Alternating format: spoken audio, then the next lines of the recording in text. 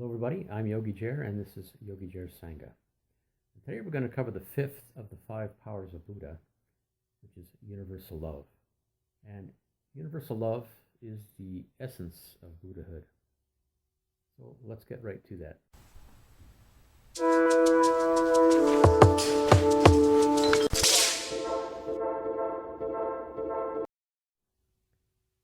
So the fifth power of Buddha, universal love.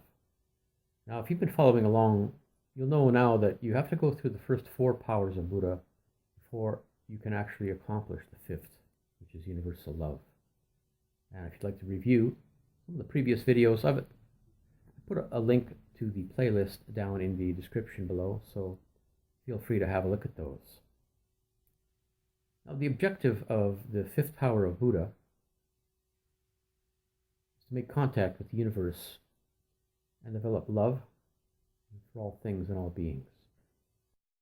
Now, to achieve this universal love, this fifth power of Buddha, you must first achieve the state of a serenity, which is a calm state, which is not easily disturbed. And because you're not easily disturbed, you can be of help to others and yourself. Now, this serenity will be arrived at when you've eliminated your suffering. Of course, to eliminate your suffering, you'll have first had to have some suffering. So don't look at suffering as a bad thing. If you still have a great deal of suffering, you should respect that suffering because it's necessary for you to grow in your awareness. But you should now be aware that suffering is a selfish act and it's exclusively yours, exclusively your own problem. It doesn't depend on other people's behaviors, but simply on your own expectations, fears, and feelings of guilt. No one's fault if our expectations are not met, or our expectations are met with disappointment. Drop your expectations. You can't predict and you can't control the future. And your fears, well, they're mostly imaginary. Mostly of past things or things that are of the future that you can't control anyway. Guilt, well, feelings of guilt can be quite destructive, personally destructive to you. So make peace with the past and don't intentionally do things that are going to create guilt for you now or in the future. Now, and before you can love yourself, you have to drop your expectations, fears, and guilt. So you have to really drop your own suffering first.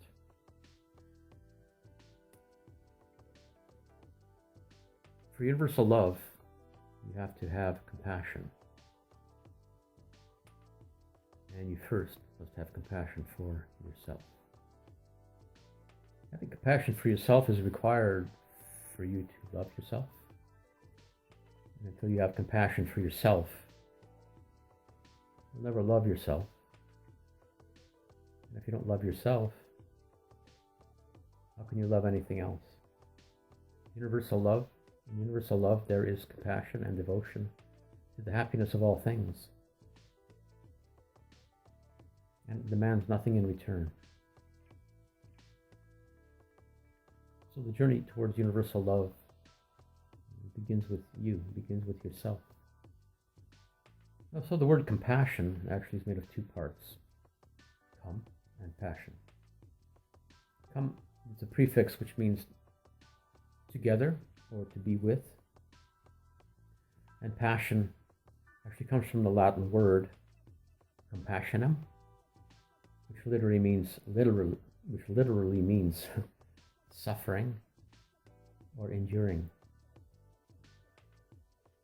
So compassion is truly understanding and feeling what others are going through.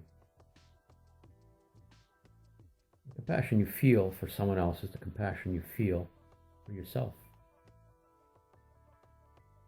So your journey towards universal love begins with you, begins again with yourself.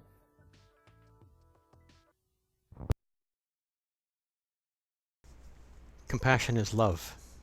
You can love now indiscriminately. Your love does not have to be ensnared in attachment.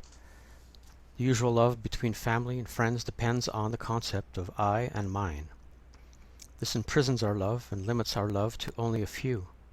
Your true love, universal love, drops all attachments and expectations, and it does not carry any need for gratitude or for the love to be returned.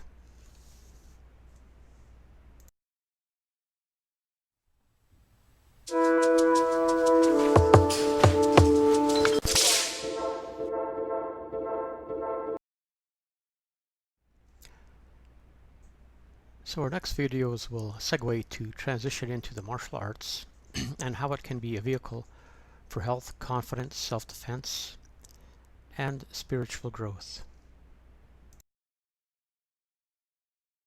The people doing these YouTube videos are actually have their own channel, and that if you like what you see, they'd appreciate it if you put a like on it. And if it was something interesting to other people, put a share on it. And if you're interested in seeing more of their videos, you hit subscribe. And these are all kind of cool things, especially since when you do a YouTube channel, you try to make it grow, and we appreciate any kind of input, even if it's a thumbs down or a thumbs up. Do that, but you see usually on the left hand corner there's a subscribe button. If you click on that, then you can be part of YogiJer Sangha. Have a great day.